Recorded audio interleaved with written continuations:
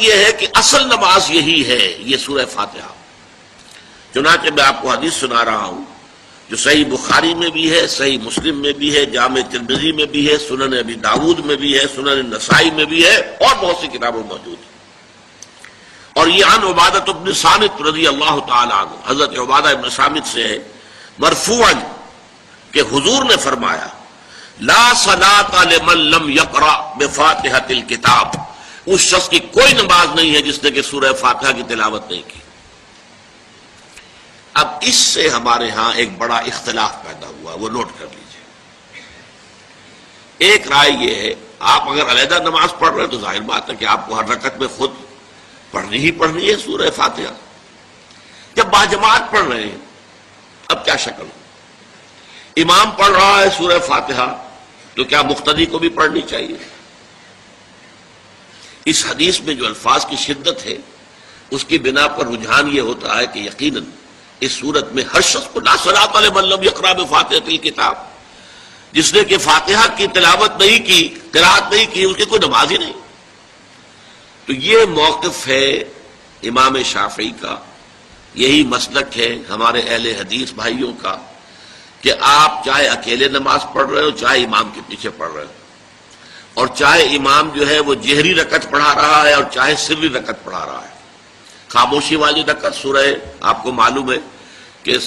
نماز جو ظہر اور عصر کی ہے تو چاروں رکعتیں جو ہے وہ سری ہے،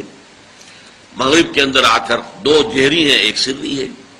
عشاء میں آ کر دو جہری ہیں دو سری ہیں، سورہ اور نماز فجر کے اندر دونوں جو ہیں وہ جہری ہیں۔ تو چاہے جہری ہو چاہے سری ہو آپ کو بھی لازماً جو مقتدی ہے اسے بھی سورہ فاتحہ پڑھنی ہوگی۔ اب اس کے لیے انہوں نے یہ طریقہ جو ہے تلقین کیا ہے کہ امام تیزی سے نہ پڑھے، رک رک کر پڑھے الحمدللہ رب العالمین، اس کے بعد اتنا وقفہ دے دے کہ جو مقتدی ہے وہ بھی کہہ لے اپنے دل میں یا پڑھ لے الحمدللہ رب العالمین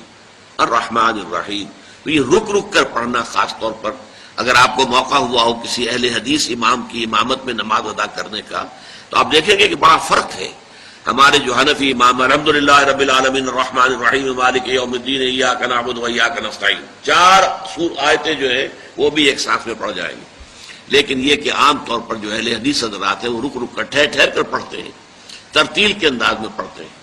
یا پھر دوسری شکل انہوں نے ایک اور کی ہے، یہ آپ سعودی عرب میں جب کبھی نماز پڑھیں گے اور آپ پڑھی ہو آپ نے تو وہاں آپ دیکھیں گے کہ امام جو ہے وہ سورہ فاتحہ پڑھنے کے بعد کوئی 1 منٹ جو ہے خاموش رہتا ہے تاکہ آپ اب جو مقتدی ہیں وہ اس وقفے میں وہ اب سورہ فاتحہ پڑھ لیں، پھر وہ قرات کرے گا، کوئی اور آیات اس نے شامل کرنی ہے تو بعد میں شروع کرے گا، درمیان میں وقفہ ہوگا۔ لیکن ایک مسلک یہ ہے، اور یہ مسلک جو ہے یہ در حقیقت قرآن مجید کی ایک آیت کے اوپر مبنی ہے۔ سورہ اعراف کے آخر میں فرمایا گیا وَإِذَا قُرِئَ الْقُرْآنُ فَاسْتَمِعُوا لَهُ وَأَنصِتُوا، جب قرآن پڑھا جا رہا ہو تو توجہ سے اسے سنو، خود خاموش رہو۔ اب یہ قرآن مجید کی آیت ہے، اس کے بنا پر ایک رائے یہ ہے کہ آپ امام کے پیچھے سورہ فاتحہ نہیں پڑھیں گے، پڑھا جا رہا ہے سنو اس کو، خود خاموش رہو۔ اور اس کے لیے وہ دلیل دیتے ہیں کہ یہ شکل ایک وفد کی سی ہے، جیسے کسی بڑی شخصیت کے پاس اگر آپ کا کوئی وفد جاتا ہے، 8-10 افراد ہیں، ان میں سپوکس مین ایک ہوتا ہے، وہ بات کرتا ہے، باقی سب لوگ موجود رہتے ہیں، سنتے ہیں۔ اسی طریقے سے امام جو ہے وہ گویا کہ آپ کا نمائندہ ہے اور وہ پڑھ رہا ہے الحمدللہ رب العالمین الرحمن الرحیم مالک یوم الدین، تو امام کی قرات ہی آپ کی بھی قرات ہو گئی۔ گویا کہ اس آیت سے، اس حدیث سے اختلاف نہیں ہے، اس کی تعبیر سے اختلاف ہے کہ امام کا قرات کر لینا در حقیقت مقتدیوں کی طرف سے بھی قرات ہے۔ اس میں جو حنفی مسلک ہے وہ بہت سخت ہے، اور وہ یہ ہے کہ چاہے سری نماز ہو اور چاہے جہری ہو، ہر کسی بھی حالت میں مقتدی جو ہے وہ سورہ فاتحہ نہیں پڑھے گا۔ اب اس میں ذرا سا سوال پیدا ہوتا ہے کہ جہری رکعت میں تو اس آیت کا اطلاق ہو جائے گا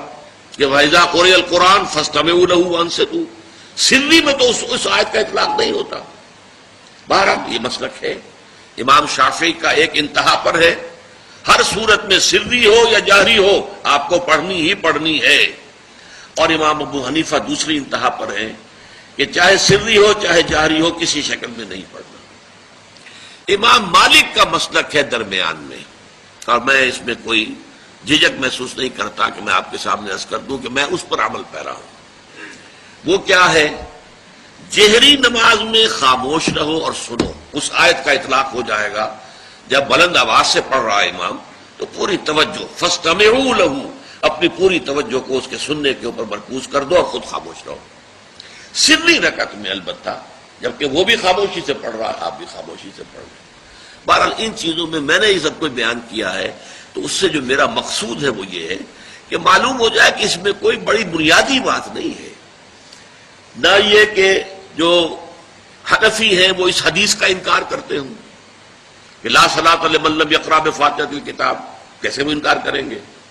اور نہ ہی کوئی جو حنبلی ہے یا اہل حدیث ہے وہ قرآن کی اس آیت کا اختلاف جو ہے وہ اختلاف کر سکتا ہے کہ اذا قرئ القرآن فاستمعوا له وانصتوا،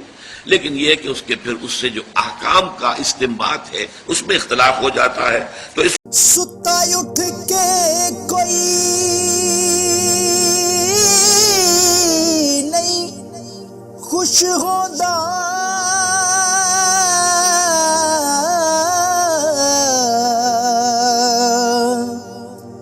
بڑے ستے جگا کے میں ویکھیا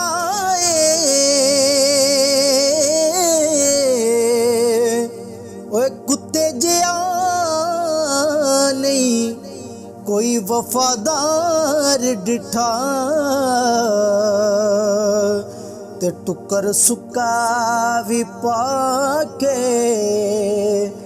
ویکھ آئے۔